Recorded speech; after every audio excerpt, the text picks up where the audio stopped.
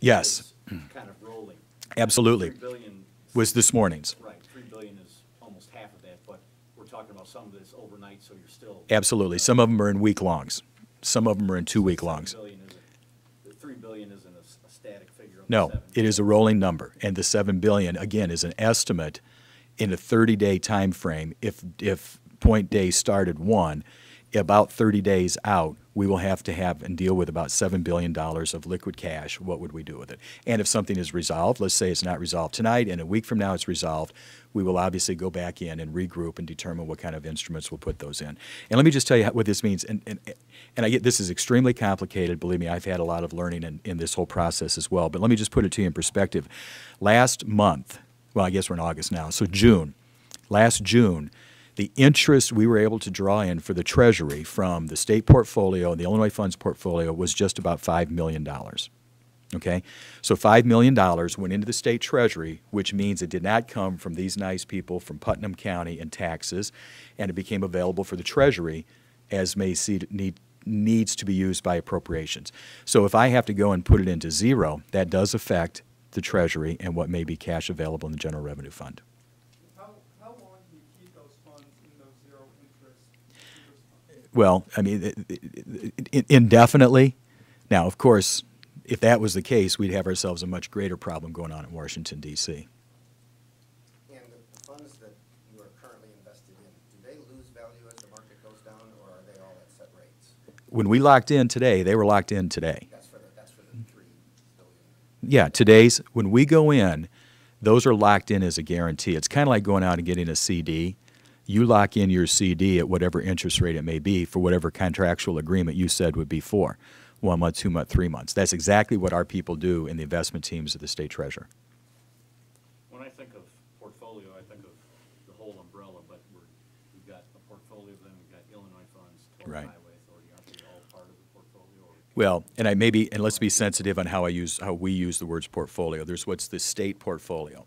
That is the one that comes in from federal funds we have received that haven't been expended. These are driver's license fees that have come in that haven't gone to pay for the bond, or the road bonds.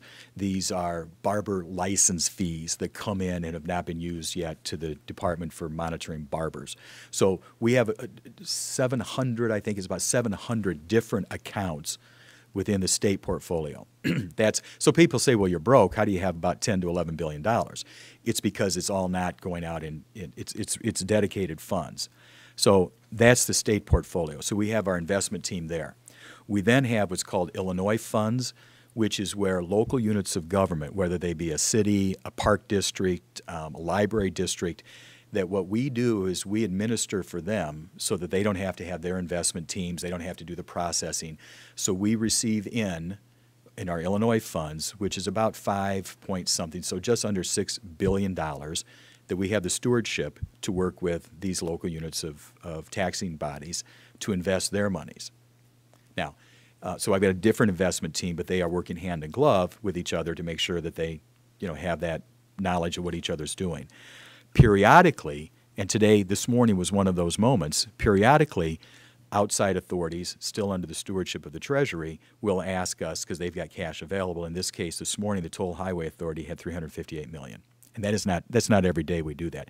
Every day, though, we do monitor the state portfolio, what we call the state portfolio, and the Illinois funds portfolio, which is really local units of government's portfolio. That 10 to 11 billion in state and 5 to 6 in local, is that the part that didn't come due that wasn't liquid today? Is that part? Well, it broke out there. I think, have you got the sheet there, Bernie? The state portfolio. This morning, we had about $1 billion of liquid. This morning, we had about $1 billion to go. The Illinois funds, 1.5. Right. Of the rest of that, let's say you got $1 billion. So the other $9 billion, is that it's not. Into certain rates? Or It might have been a 48-hour instrument. Might have been a 1-week instrument. Might have been. Yes, it is.